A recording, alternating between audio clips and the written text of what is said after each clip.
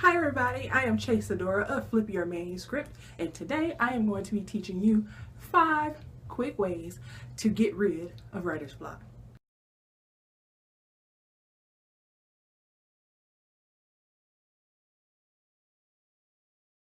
So a question that I get asked every day, at least 2 to 3 times a day, is, Chase, how to get rid of writer's block?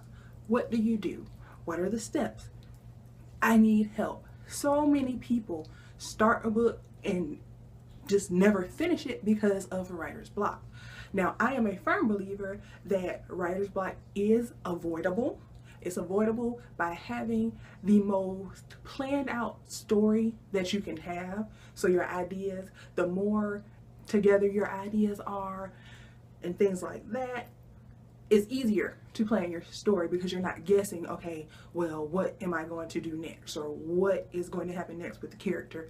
Or how do I get this character to end up at this part of the plot where I want? Mapping out your story is very, very, very helpful when it comes to making sure you don't get writer's block, because again, the more information that you take the time to gather about your story, about your characters, about why they would do some of the things that they do, it helps the writing process go a little bit easier. So that is something that you can start trying. Start planning out your story more. But writer's block still happens sometimes, especially for the more seasoned authors who write a lot. We have a lot of authors in the urban fiction industry who come out with 2-3 books per month. That is a lot of writing at 40, 50, 60,000 words per book. That's a lot of writing. So at some point you will get exhausted.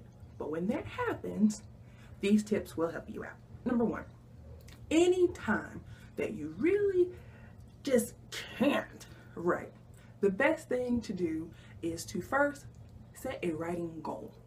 Setting a writing goal helps you with your writing because, number 1, sitting down and having an actual picture in your head that this is how much I'm going to write today. I'm not going to stop. My day is not going to end until I reach this number. That helps you because once you write that number down in your mind, it automatically connects the two that, hey, if this number is not met, then I'm not finished. So that helps a lot in quitting. Because once you sit down and start writing, it can get tiring. You're coming up with a whole world inside from out of your brain, and you put it into a book.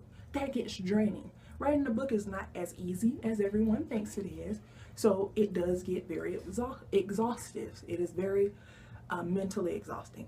But like I said, the more you plan, the easier it'll be, and setting a goal is key.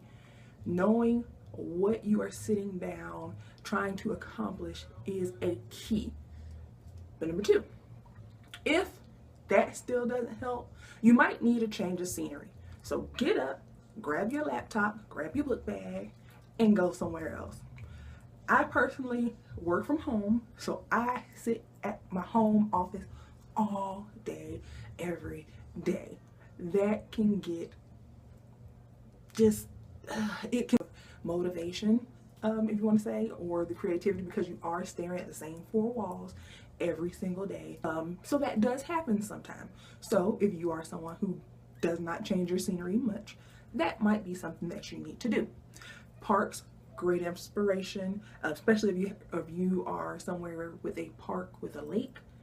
Hearing the water is amazing for my psyche, so that definitely could help. Maybe you just want to get out and get a little bit of fresh air. Like I said, try a park, try a Starbucks. Watching and hearing other people talk and discuss things and just being out can definitely help stimulate ideas. So give that a try too. If changing the scenery is something that you need, you might want to try the 3rd tip, which is taking yourself on an artist date. I personally try to go on an artist date every month. And what that is just go to something inspired by the arts. For example, one thing that I really like to do, we have a museum here, the Cumber Museum. I went for the first time last month, but it was something that I really always wanted to do. But when I tell you just inspiration, all around. Just find you a place that, you know, you feel inspired. For me, it's the museum. Sometimes, you know, maybe you want to go to a play or a concert or something that is a form of art that will get your creativity sparked. You are looking for inspiration, go somewhere where you will be inspired. Number 4, set a schedule. Setting a schedule, again, this goes back to planning and preparation. And again, this is something that I'm not the best person at. I am still very much a work in progress. But I have come to find that when I write things down, when I have a plan, when I set things on a schedule, I get more done. Again, because I am terrible with deadlines, I'm not the best at it. But since starting to write out goals and setting a schedule, I have gotten a lot better. So that could be helpful for you. For me, my schedule is I start writing at 12 o'clock noon on most days. If it's a day where I know I'll be busy, then I'm not going to start writing until 6 o'clock at night.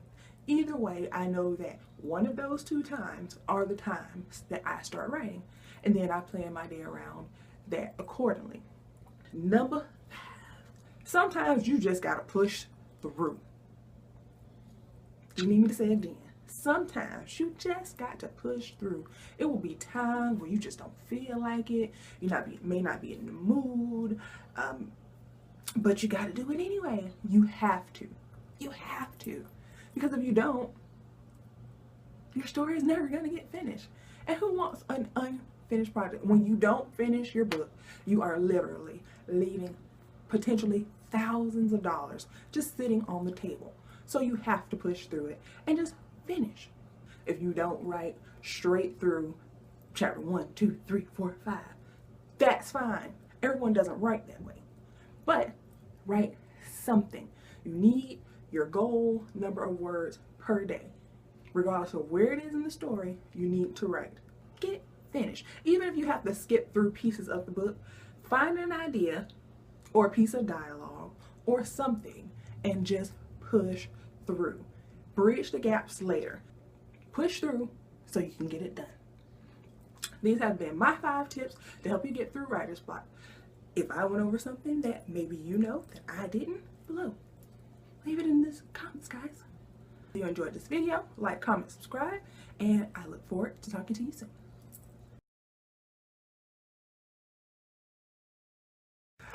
Number 4. What is number 4? I don't know, girl. What's my blah? What's my blah? What's my blah?